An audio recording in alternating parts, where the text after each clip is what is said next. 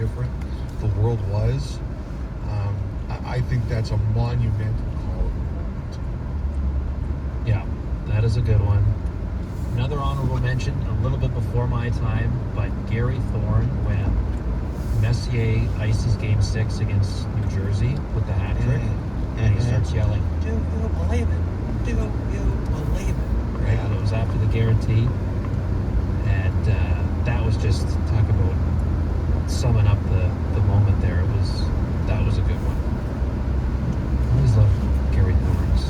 We were spoiled as kids growing up when he did. You get Jim Houston and Don Taylor did play-by-play for the EA Sports NHL video games for a time. And then it was Gary Thorne and Bill Clement for a while. And that was like such a treat. Such a treat. I was never a big video game guy. My parents were very anti-video games, and I just never really got into it. Yeah. Now it's everywhere. Yeah, Max is big. He loves his Switch. Yeah? But you don't, you leave it to him though. You don't jump in with him? No. It's for him. It's his thing. He likes to. Yeah. All right. Jeff, thank you for the walk down memory lane and the invite to the bar. That'll do it for another edition of the Thought Line. 1-833-311-3232 if you would like to leave a voicemail, or as you know, you can email us at 32thoughts@sportsnet.ca. One final break on this edition of 32 Thoughts, the podcast. We'll be back after this.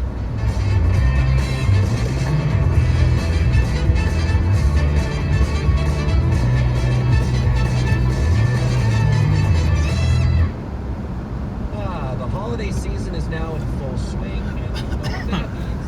Beyond checking the standings to see if your favorite team has a shot at making the playoffs this year, I'm thinking about that special time of year that can create lifelong memories. We adore having our family stay with us, but welcoming loved ones can sometimes lead to cramped sleeping arrangements. Ensuring everyone has space and comfort is key. We've experienced this ourselves, and in these situations, using Airbnb has always been a great decision for everyone's sanity. In fact, as we plan our own upcoming ski trip to Banff, it really made us think, while we're away, our own home will be sitting empty, and we as guests appreciate having that extra space. Why not offer the same to others? Hosting our home on Airbnb while we're away seems like a really smart way to put our house to work, make a little extra to help with our own travel expenses. It just makes sense. Your home might be worth more than you think. Find out how much at airbnb.ca/host. Hot take. Ads when all you want is your music or podcast? Kinda sucks. Even hotter take. You should be able to get the job you went to school for. Not every college delivers on that.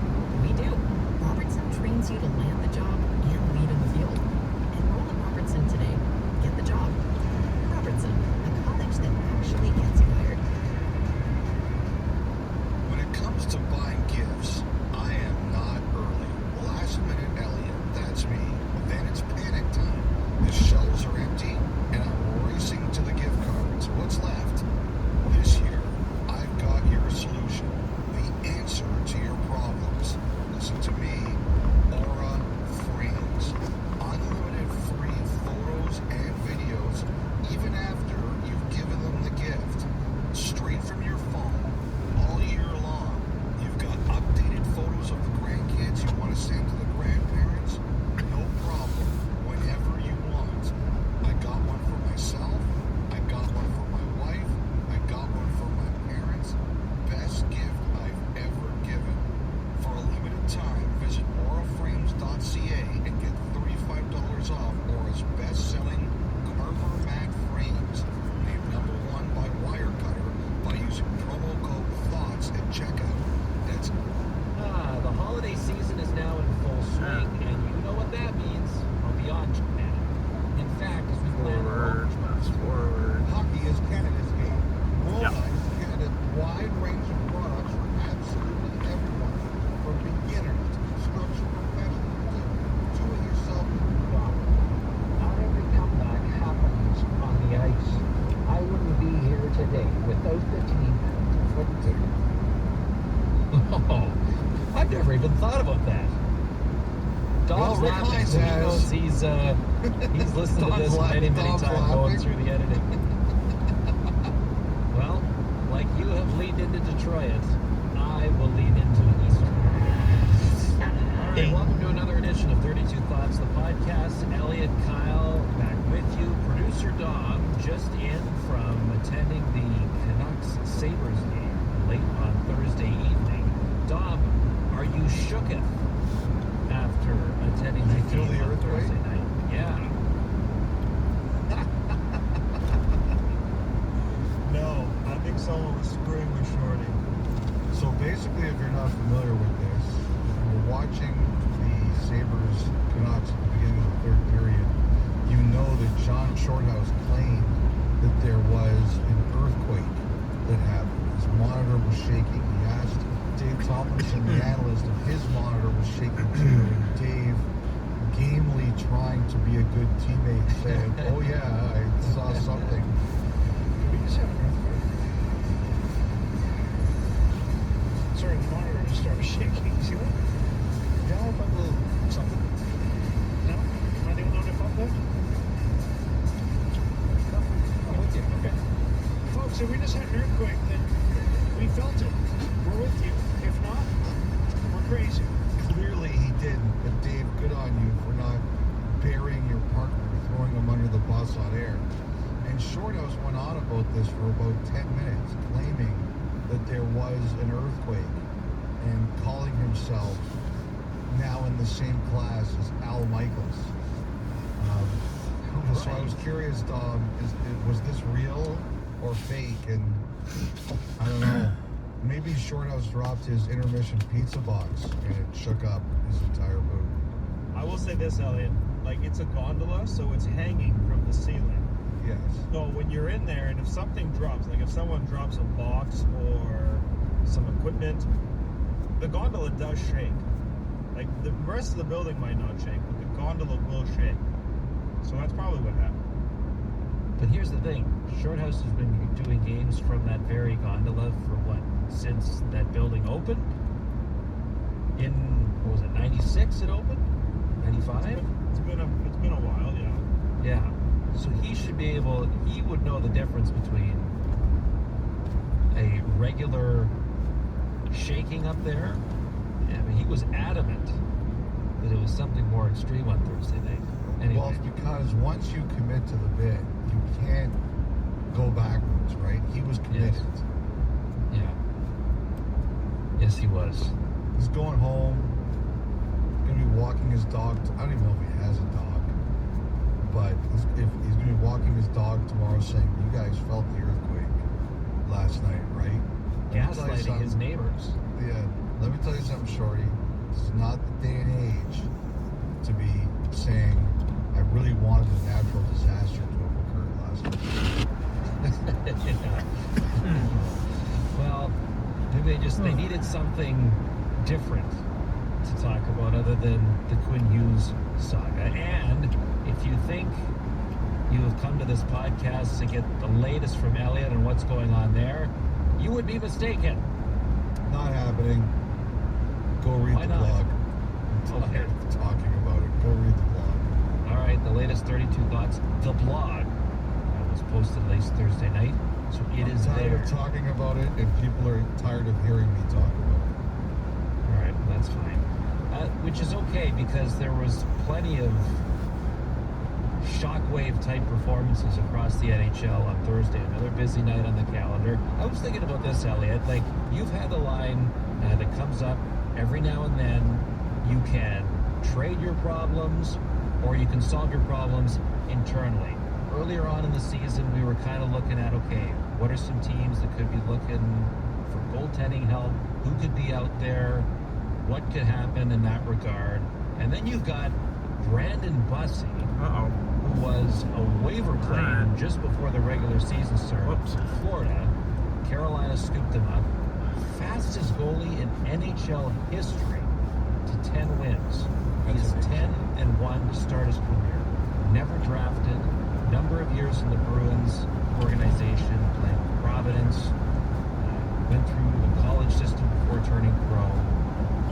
Unbelievable getting an opportunity with the Hurricanes. I've got to good team to play behind, no question, but he is off to one of the more impressive stories individually so far this season, Elliot. That was one example. Dennis Hildeby, of course, in Toronto. They lost in overtime to San Jose. First career shutout, though, this week. You think about earlier in the year for the Maple Leafs, they grabbed Kate Greenbow off waivers. They signed James Reimer to a PTO in training camp. Multiple options just to avoid bringing Hildeby up. They wanted to keep him in the American League to let him continue to develop. He's suddenly in a position where is he going to end up saving Toronto's season? That's not out of the question here now. And then Jacob Fowler in Montreal. It's been a tough 5-6 weeks in the goaltending department for Montreal. Fowler is one who has been regarded, looked at as potentially a great goaltender in waiting. His first full year of pro, a third rounder for the Canadians in 2023. They make the decision after an ugly one against Tampa the other night to call him up. First game in Pittsburgh, brilliant, over 30 saves and a victory. Though who had the best save, though, in a Montreal sweater on Thursday night? Was it Fowler or Lane Hudson? It was Hudson. Sorry, Fowler. Great night, but Hudson made the best save.